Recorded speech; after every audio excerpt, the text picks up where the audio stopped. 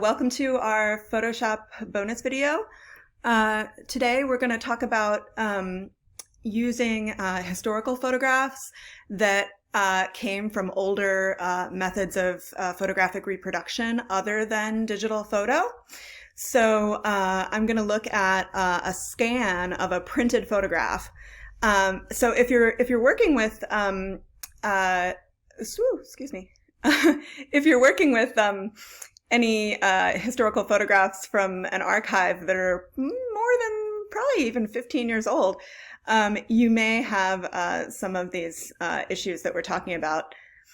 We're also going to go over some other kind of important issues related to images and dealing with kind of image adjustments. And in fact, I think we'll start off with that. So what I'm looking at in Photoshop right now is a picture. It's, as you can see, it's quite old. It's from 1976.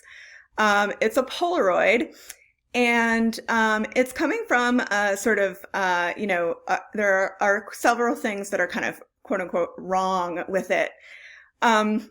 Many color photos of this era. This was when color photography was kind of first invented.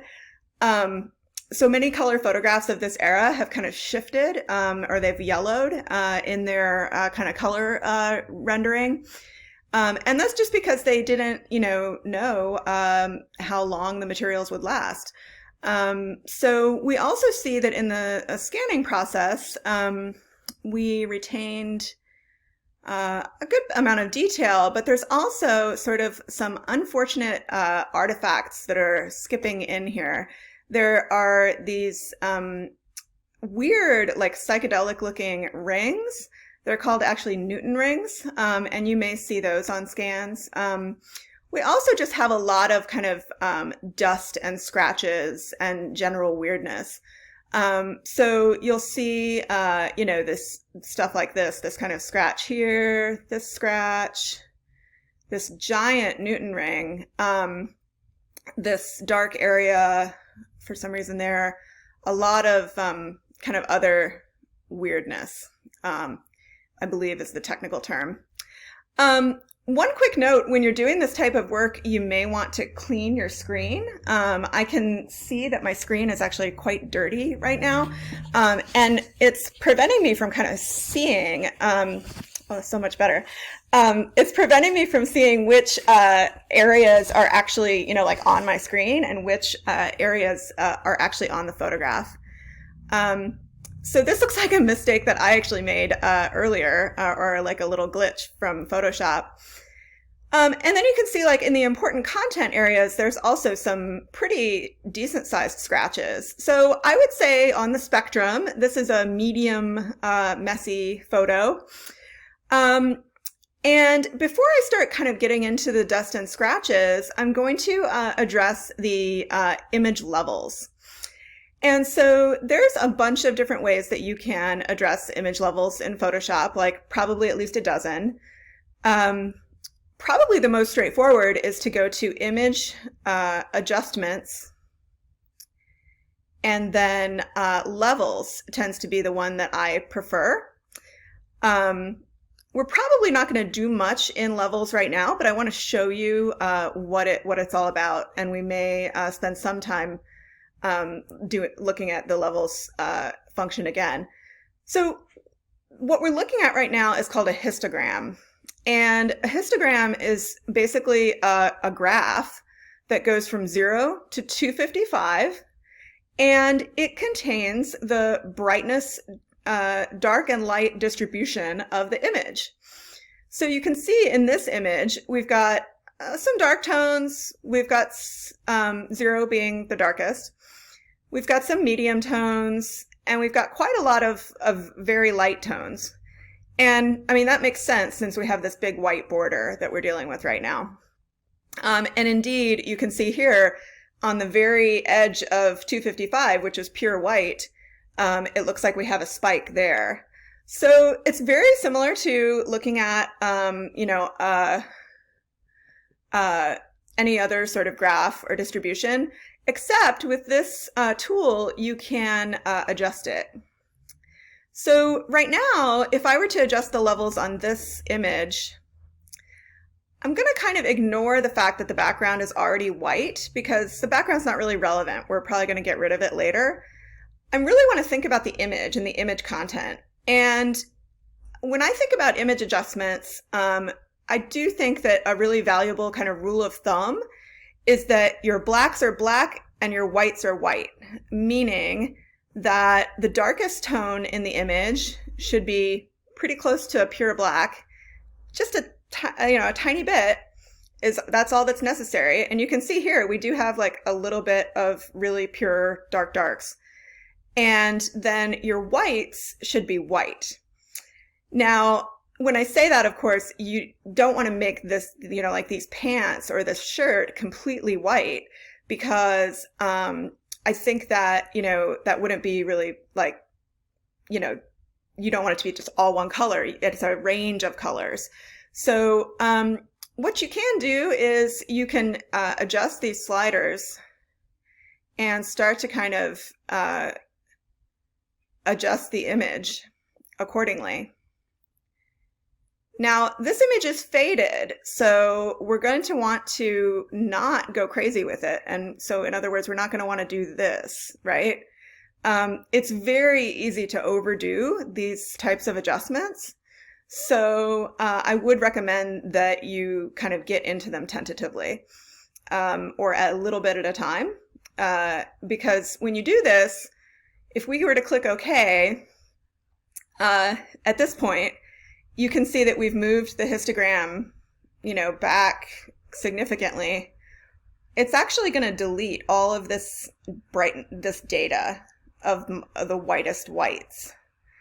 So that's the kind of downside of using the levels function in this manner.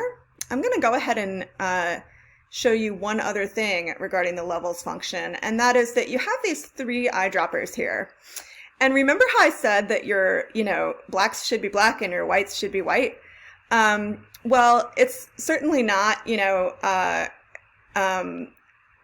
anything that you can control precisely by just moving this around.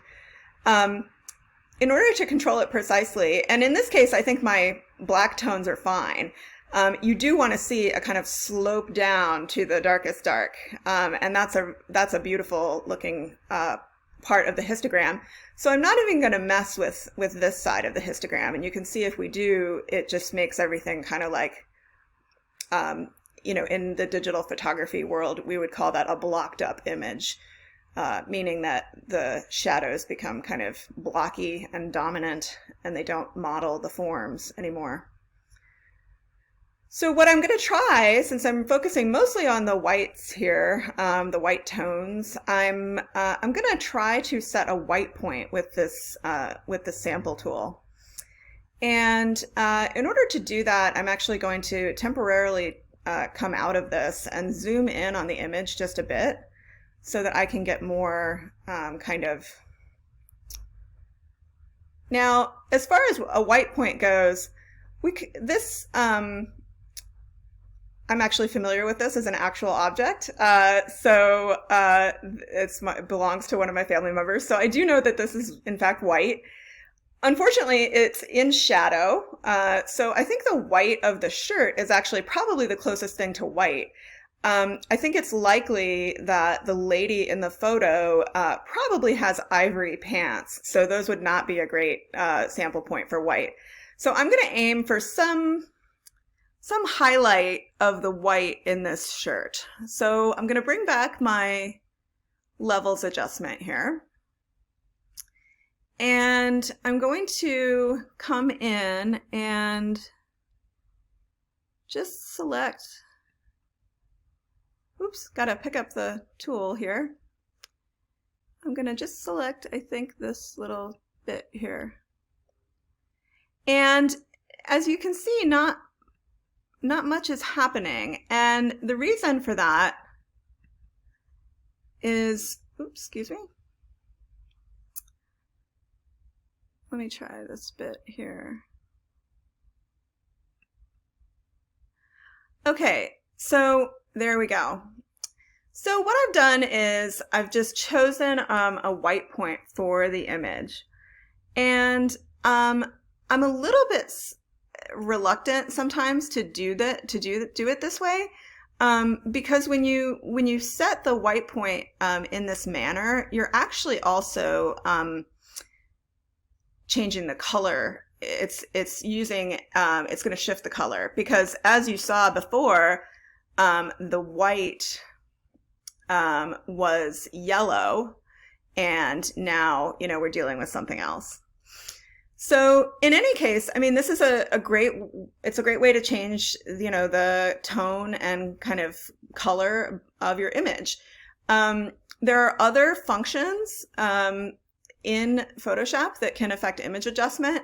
They're pretty self-explanatory. I mean, things like hue and saturation will address the color, although more on selective colors, so I don't usually use this one. If we wanted to only address the color and not address the brightness and darkness, we could go to color balance. And color balance, in this case, I want to address the highlights first, I think. And as I said before, this image is quite yellow, so I think we could probably tweak it by moving this to blue a bit. And then I think we also, now you can see we're kind of revealing a slight pink cast to it. So I think we may also need to add a little green, just a tiny bit, very tiny bit. And I might add just a super tiny bit of red just to keep the facial features looking kind of warm. There's nothing more unnatural than blue people. In general, I'm not aware of any person who has a blue cast and is healthy. So now I can preview that and kind of, see, okay, well, yeah, that definitely did something. I could apply a very similar adjustment to the midtones, but I think in this case, it's really the highlights that are mostly off in this image. So I'll click OK. And yeah, that's looking a bit better. We could, if we want to kind of toggle it back and forth, we could certainly, go back and forth. I like to do that sometimes just to kind of really look at it and see if it looks any better. Of course, you can see that something kind of interesting happened. The white paper has gone blue. Which is not super surprising because we added a bunch of blue to the image to make this part of the image look right. So this brings me to my next topic, which is the idea of sort of selective adjustment and adjustment layers. So I'm going to undo what I just did.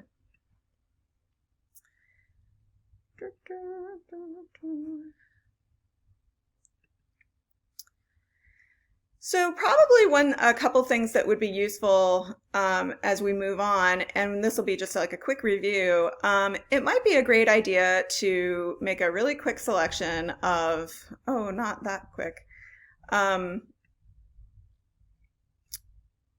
really quick selection of the image to kind of mask it out. So I'm actually going to use my object selection tool. Whoops, excuse me. Yeah, thank you. So useful.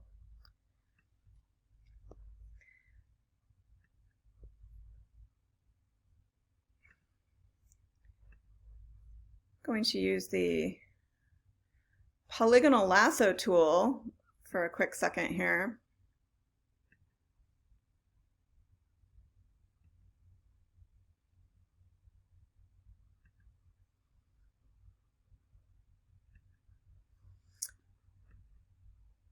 Okay.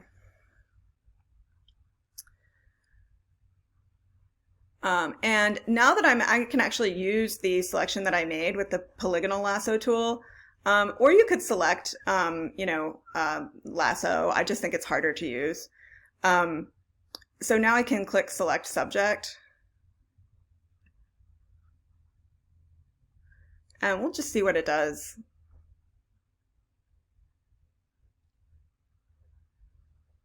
Really taking its time. Oh, thank you, Photoshop. Super useful. So that's, it did a great job of selecting the subjects, but that's not what I'm really looking for. So I think what I'm going to do is I'm just going to settle for the selection I made. It's pretty close. We're not going for major perfection here. What I want to do is I'm just going to literally cut and paste. So I'm going to go to Command C and then Command V to paste it. And it's going to make it into a new layer. Is that really necessary? I mean, maybe not, but it's something that I think is worth doing. So if I bring up my transform controls by clicking the move tool, I can go ahead and rotate it just to kind of make it even. And that's what I wanted to do initially. And I'm going to come back here to the crop tool, and I'm just going to get rid of that extra boundary now that it's kind of rotated. And so I won't have to deal with so much of this like white data, tonal data, kind of messing up my sphere. When I'm all done with this, I could either crop it a little bit more, or I could fill the background with white. Or whatever color I wanted. But for now, I just want that data gone. So we also have another sort of selection that we can make here, and this would be to like apply adjustments specifically to this area. So one thing that I would go ahead and consider is to just make a selection. And I think because this particular selection is so rectangular or so sort of rectilinear, that using the Polygonal Lasso tool actually is probably the best choice.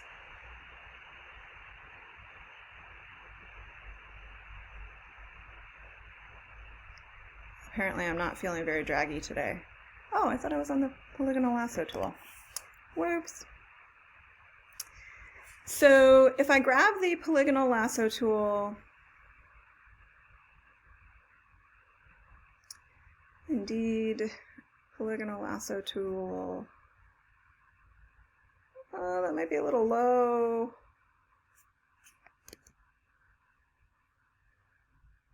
So because that point is just a tiny bit low, I'm going to add another one right where it goes.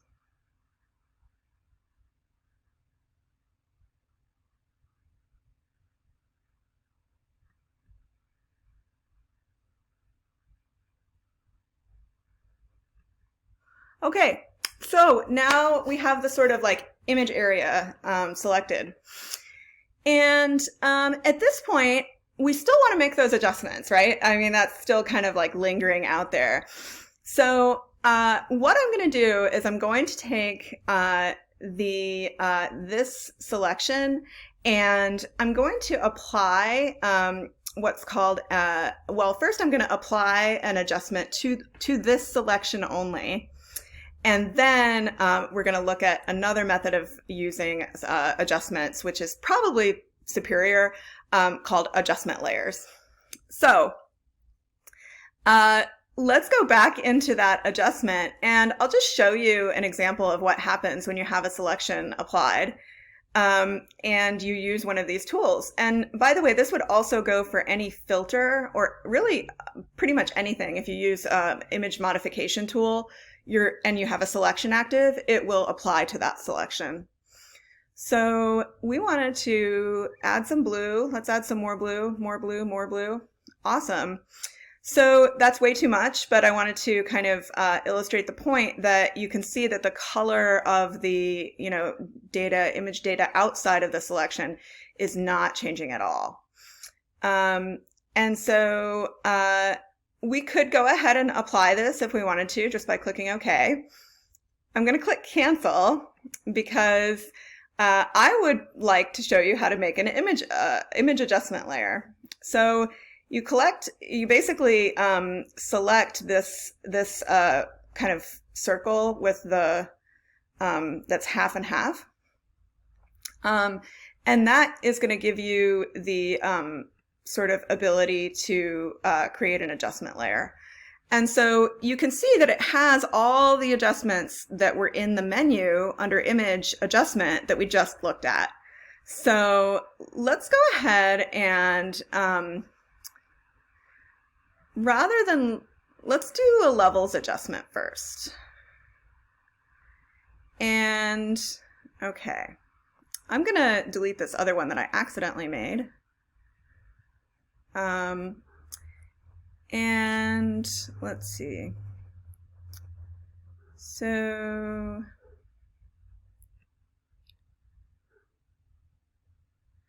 I basically just am trying to kind of brighten up the image a little bit. And move this out of the way. So people ask me all the time about the middle slider. There are situations where you would need to use the middle slider, but be careful, because when you use the middle slider, you can easily kind of make your image look, frankly, really weird. In other words, you can completely wash it out, and then you can, potentially just like beef it up way too much. So I try to, if I do mess around with the middle slider, I try to keep that very, very minimal. You're going to have much better results by setting the kind of dark and light point. And so let's see, let's continue to do this. Now, if I wanted to get really fancy, I could certainly adjust some of the color channels. So right now we're working with the RGB color space of the image. I don't typically adjust color this way, but I just want to show you that this is a thing you can do. If we were to go to the blue channel, for example, which we just talked about how the image needs more blue. And you can see here, it's got this huge, kind of like valley here of blue. So it does seem like we could just maybe move this slider back a little bit and add some blue to the high key portion of the image. So I'm going to just go ahead and do that. Now, you may notice that we did also manage to go ahead and select our sort of, object, the sort of page of the thing. And I guess I would say that we could potentially get on, we could potentially get on the mask part of the levels adjustment, and we could reselect. Oh, I can't reselect. That's so sad. Well, I can make a new selection. In this case, that won't kill me.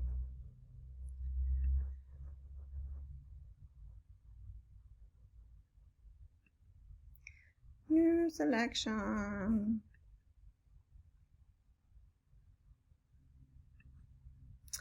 Okay, and we basically would want to invert that because, we want to have the masked area be the white part. So in this case, we can just go to select inverse, and it's going to select everything that we didn't select. And then since we're editing the mask right now, we can just hit delete or clear. Well, or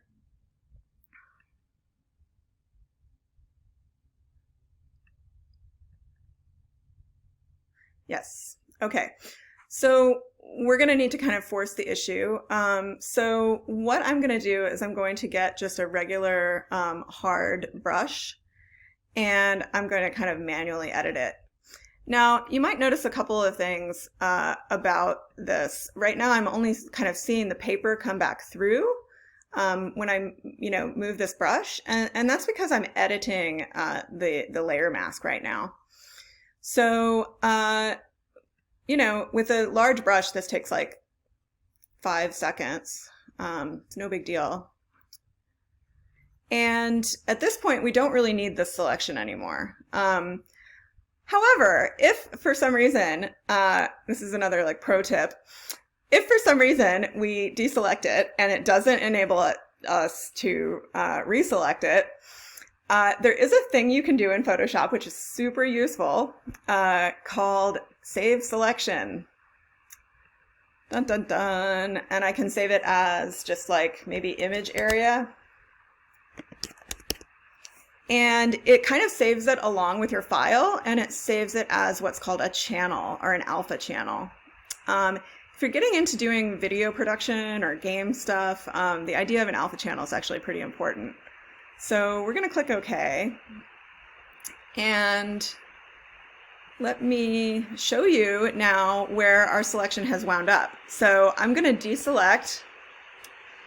And let's see, my channels palette is kind of hiding down here in my dock right now. And you can see I have my RGB channel, which is the channel we've been working on. I have red, green, blue. I have the level 1 mask, and I also have the same thing saved as image area. So at any point, I can go to this channel and I can load the selection. So if I wanted to load the selection, I just go to Load Selection up here in the Select menu. And there you can see I have this option now of the level 1 mask or the image area. Turns out they're the same thing, just inverted. So it's super, super useful, especially if you spend a lot of time making a selection. Then okay, so did I mention, by the way, that you can make an adjustment layer from any of these functions? So I think in terms of image adjustment, we're probably pretty close to done. But I mean, just for fun, maybe let's apply a photo filter. So we could certainly like ramp this up so it's super visible, just for instructional purposes. And so there are all kinds of tricky things that you can do with adjustment layers and how they apply. You can actually set an adjustment layer to only apply to one layer. For that, I would probably recommend that you look at some Google tutorials, because I don't think we're going to get that far into it. Going back, I'm going to get rid of this photo filter for now to just kind of show you that those adjustment layers can compound. So the really cool part about an adjustment layer, you may have been kind of thinking like, well, what's the difference between, you know, just doing it up here and applying it, so clicking OK? Well, it's kind of like what we were talking about earlier with making selections and deleting the background. It's that idea of non-destructive editing. So when you make an adjustment to a histogram and then you commit to it by clicking OK on a single layer, you're actually throwing away some of the image data. And when you make an adjustment layer, you can click on this part right here, and you can actually tweak the adjustment. So it's kind of awesome in that way because you can tweak the adjustment at any time. So that is the benefit of adjustment layers. They're pretty cool. So let's get into the sort of like retouching portion of what we're doing here. And I don't think I'm going to be using my color palette, so I'm going to park myself over here. So I think it would probably be a good idea to start with some of the problems that are on the subjects of the photo. And so I think that one thing that we could think about doing is the idea of a kind of blanket treatment to the entire image to remove really small, there's a lot of small dust particles on here, and these in particular are really kind of standing out, you know? So I think these would be a great thing to kind of have zoomed in when we look at doing a dust control filter. So I'm going to come up here to Filter, and under noise, there is a thing called the dust and scratches filter. Now, I'm going to demonstrate that this filter can be dangerous. In other words, it can take you from a dusty image to an image where people have been transformed into blurry space aliens. It's really easy to overdo the dust and scratches filter, which is one of the reasons why I usually kind of zoom in on an important area of content, and so that I can make sure that the image is preserved when I set up this filter. So right now, if we look down at our image, I can see the image size at the very bottom. This is 4,000 pixels by 5,000 pixels, roughly. That is a pretty big, I really scanned this at a high resolution, which in some ways maybe is not completely necessary because the image itself is not that high res. So there is such a thing as scanning the dust, which, as you can see in this case, I seemed to have really captured the dust quite well. So I'm going to go ahead and move this up to like maybe 3 pixels as a start. I'm going to type it in because the slider doesn't work very well on. And right now I'm asking it to basically preview. So what I'm going to do is I'm going to kind of like bump up this radius. And I'm also going to zoom out here and look at the preview in here. It might not, some filters have a tendency not to preview actually on the screen. Oh, well, that would explain why it's not taking. Okay, so what is wrong with this picture? Anytime you perform, an operation or a filter to an image, you want to make sure that you have the correct layer selected. And so in this case, I had the layer mask still selected. So I'm going to come into this top layer, and I'm going to come back to my dust and scratches filter. And yeah, great. This is much more like it. So I prefer kind of not to use these tiny little preview windows. I like to actually use the entire image. And you can see that 1 pixel actually seems to have taken care of a lot of the dust. So we can kind of unpreview it, preview it, unpreview it, preview it. I usually do this a couple of times, and one of the things I'm looking for, you can see that we have a little bit of a kind of texture to the image itself. And one of the things that the dust and scratches filter does, and this is good and bad, is that it actually smooths your image. And so it's going to eliminate, textures like film grain or any of those other kind of textures that come from traditional photographic methods. It's also going to, if you abuse it, it's going to eliminate detail from your image. This is going to look insane, probably. Yeah, I mean, you can completely just obliterate your image with this filter. So what I'm going to do is I'm going to move it to probably like a fairly high pixel level, and I'm going to operate this threshold. And the threshold is something where you can use a higher pixel level, and you can set a threshold for sort of like how much it actually screws with your image. And so you can see like my image is just starting to kind of come back. Personally, I would probably still try to maybe back off of this a little bit.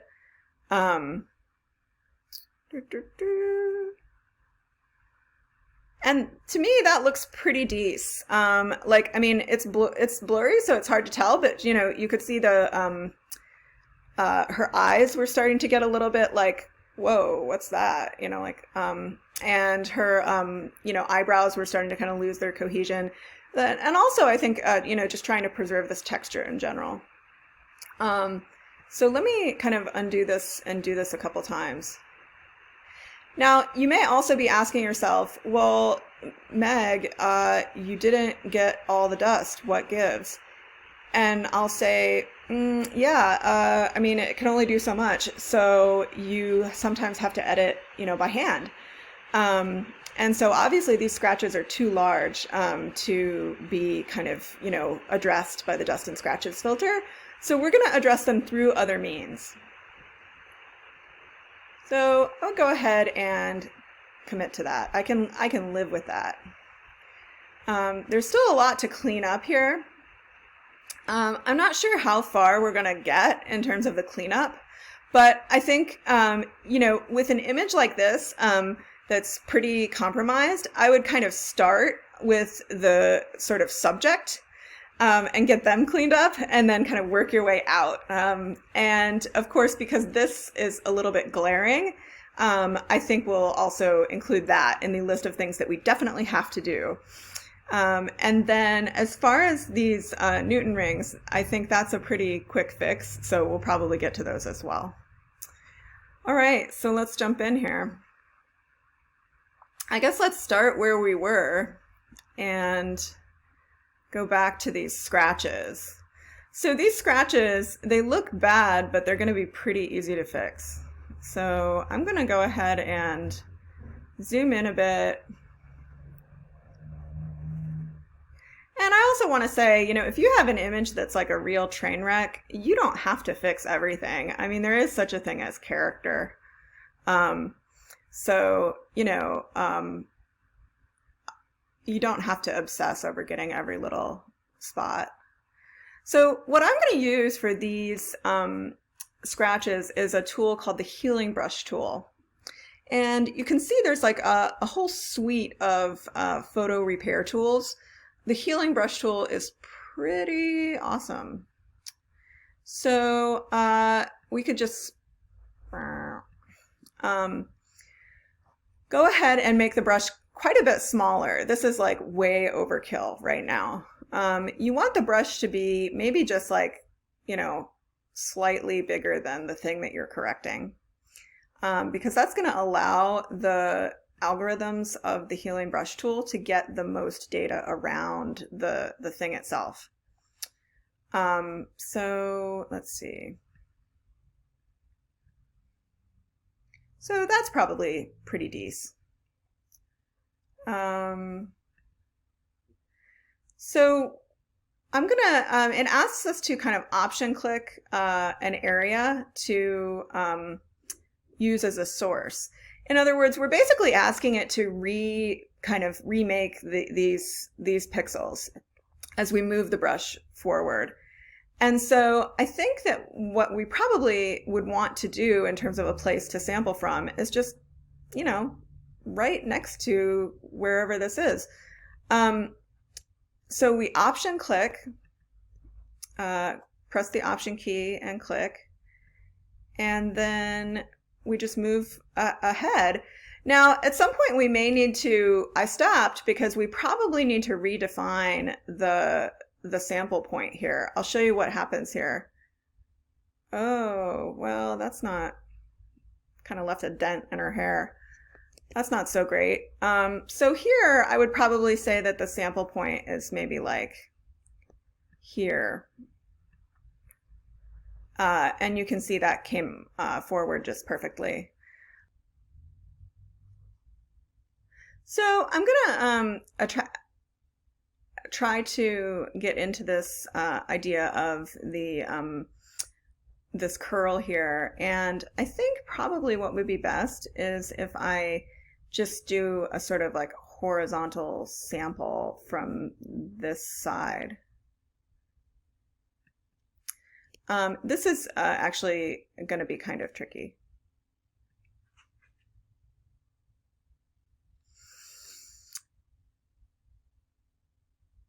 So that's not terrible. I'm going to probably just live with that.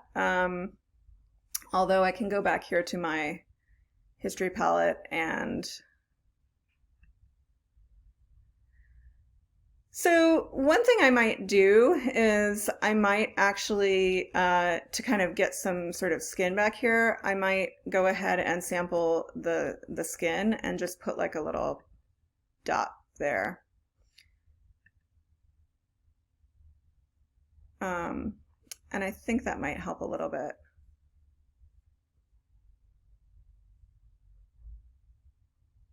So you can see what I'm doing. I'm basically backing off to kind of see if it looks right. And I think right at this moment, it looks totally fine. That's not the kind of detail that we really need to be worrying about right now. But it is probably a good idea to like not obsess over some of these smaller scratches because they're not really visible at this level of magnification.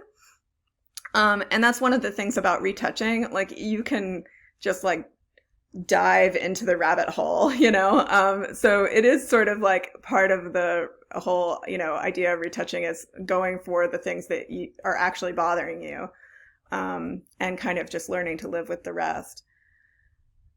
So here we could certainly, you know, this would be a great candidate for the healing brush tool. I'm going to start on this side of the chest because we're basically going to work one by one through these. And part of the reason I'm doing that is because when you use the healing brush tool, it's sampling from a different area. And so we want it to not be kind of sampling itself.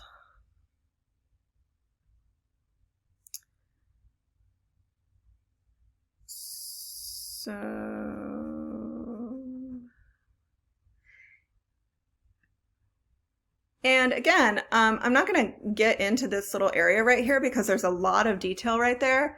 And it's not necessarily, I think that sort of faded scratch is not going to be visible. Okay, so I'm getting a little anxious about running over that button or that as a source. So I'm going to move my source point a little bit closer to the scratch.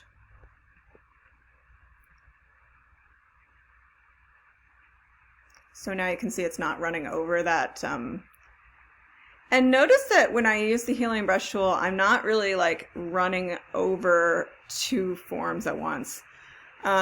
It does tend to kind of confuse the algorithm a bit if you go from blue to tan, you know.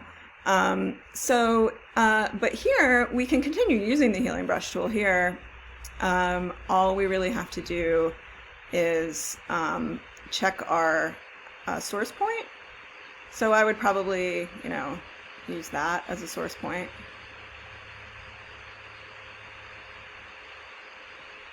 And then moving to the other side, I would probably use this as a source point.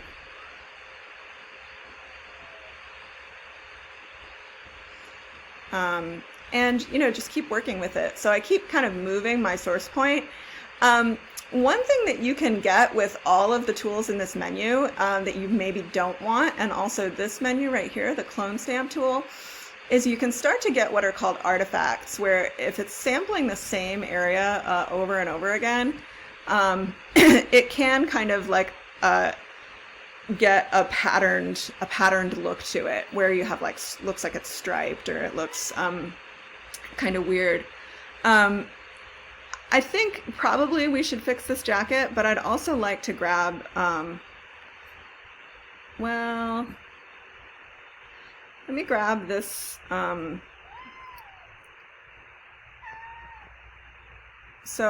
notice that I did not sample the shadow there. Shadows or areas that have this kind of modeling are going to be pretty tricky. I'm going to actually also, pattern is another thing that can really trip these tools up. So I'm probably going to do this part of the scratch through a totally different method.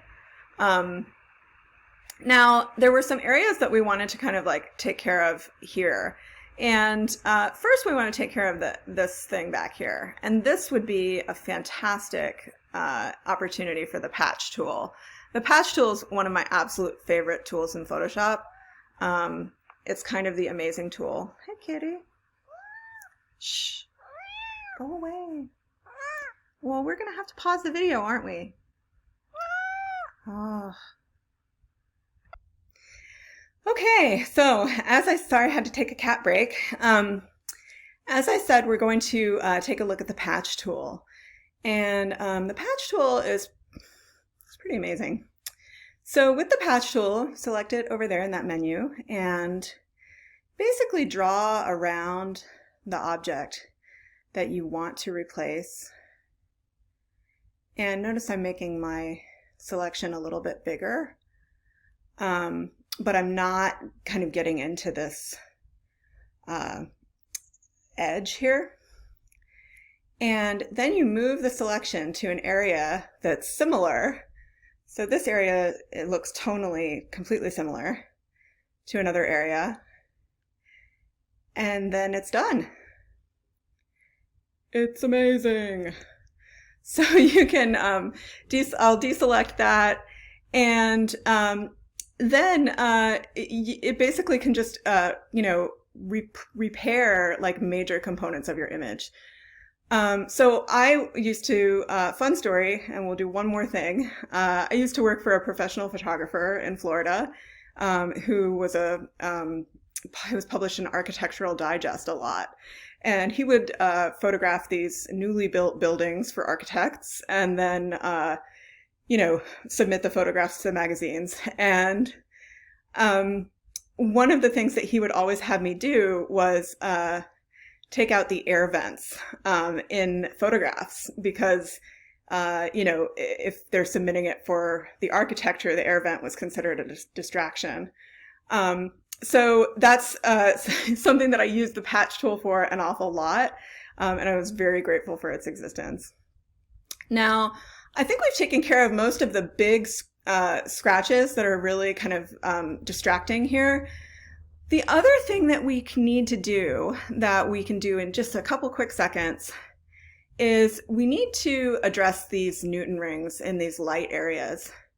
They're just kind of very present. And so what I would say is, I think what we're going to try to do is we're going to try to select some of these areas and actually, instead of using a image modification tool, we're actually going to blur. And why do I say we're going to blur? Well, there's no detail there, so there's nothing to preserve. So just to show you an example, I'm going to take the rectangular marquee tool and I'm going to just select this area like right here. And I'm going to then go to the filter menu and blur. And then I'm going to select Gaussian Blur here. So Gaussian Blur is one of the simplest blurs, and it's also one of the best. So right now we're sort of previewing just our selection area, so we're going to rely on this as far as the preview goes.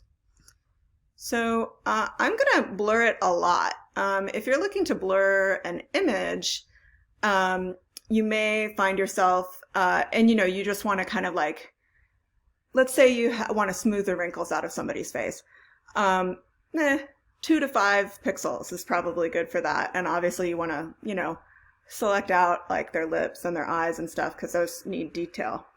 That's how they do it in the magazines, by the way. So here, because there's really like nothing there except for just a white field with a tiny little gradient and a tiny little shadow here, we can kind of go for it. So I'm going to start with 10 pixels, which is considered kind of a, significant blur. So now I can just disable the preview and you can see that they're just completely gone. So I'm going to go ahead and cancel out of this because one of the things that one of the things that I would like to do is to try to make a little bit more of a decent selection. So I'm going to probably go for the magic wand tool in this case. because it's so, it's so similar. And it looks like I have the contiguous setting turned off. So I'm going to deselect, select contiguous, and I'm just going to grab a couple more of these areas.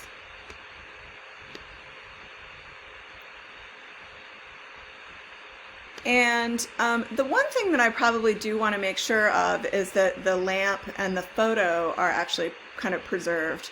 But everything else can just blur right out. And you'll never notice it, and it's going to look a lot better. So let's go to the Quick Mask tool. And basically what I need to do is just kind of finish up some of these details with the fill and also the paintbrush, and then maybe erase some of these details. So I'm going to start with the erasing, and I don't have to be like super careful or even comprehensive about this. I just want to make sure that the areas that I do actually want to change are going to be out of the mix here, like these big Newton rings. And then I want to now kind of transition to my paintbrush and just kind of bring some of these areas back into the selection. And so if I grab my brush tool, it's laughably large right now. So I'm just going to make it a bit smaller and maybe a tiny bit smaller so I can get respect those corners. And to make this easy on myself, I'm going to hit the Shift key and just move to the other side of the frame. And do the same thing here. And I can address those corners separately. So now I want to come in and grab the corners. And so in order to do that, actually probably the easiest thing to do for me is probably just to use the Polygonal Lasso tool and then make these tiny selections and then go to Edit, Fill, and fill it with the foreground color, which in this case is red. I think I'm going to clean up this edge a little bit with my brush tool. Smaller brush would be fine. And even smaller. And probably just hit the Shift key, and I think that's going to get me down to the top and bottom here. Interesting. Not painting.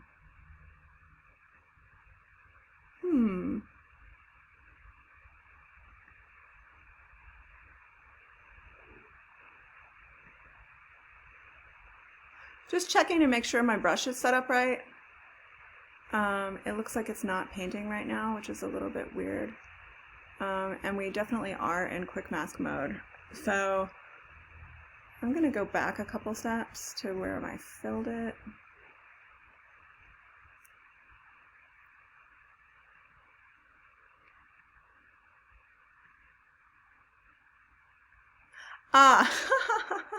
Classic blunder. So why is my paintbrush not working? I don't know. Well, obviously it's because I have a selection active. So if I deselect that, then I'm back in business.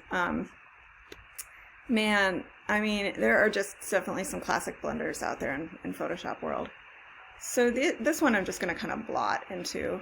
I don't want them to be too perfect because then it's not going to look natural.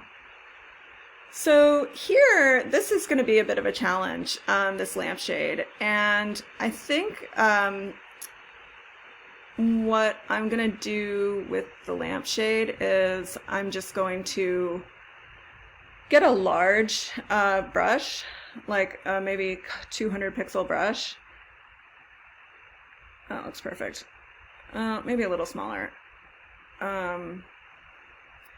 I'm kind of looking to, yeah, and I'm just going to turn the hardness down, not that far, And I'm basically just going to make kind of a loose mask for this. Because it's so subtle and because it's so close to the, the area that's going to be blurred, I have a feeling that it'll be just fine. So what I could do to make that a little bit nicer would be to take an eraser and turn the opacity down to maybe like 30%.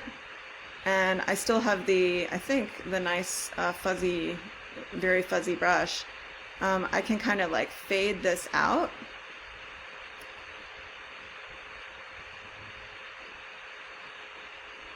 Just so so the transition will look smooth whenever I apply the blur to it. Okay, so I think this mask is, it's a little sloppy, but it's done.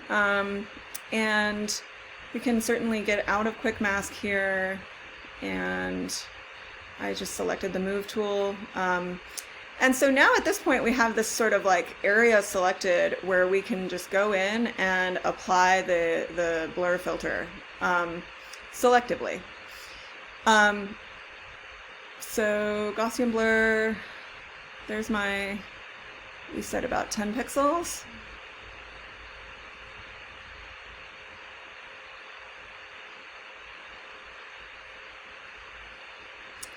And I'm looking at it from a distance now, which is good.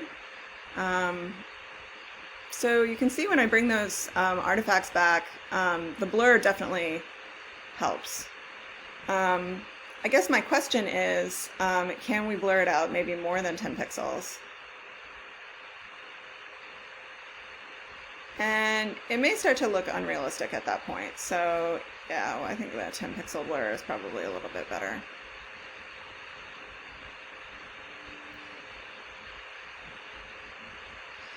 So one thing you can do, by the way, this is my last trick, okay?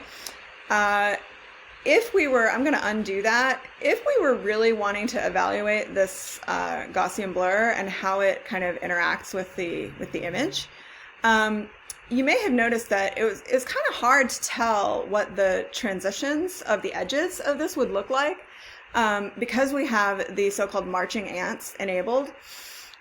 This would be an amazing case for disabling the marching ants. And I don't advocate people doing that like very much, because if the marching ants aren't there, it's hard to tell if you have a selection active. And then, as you can see just a couple minutes ago, Photoshop doesn't do what it's supposed to do because you have a selection active and you don't know about it.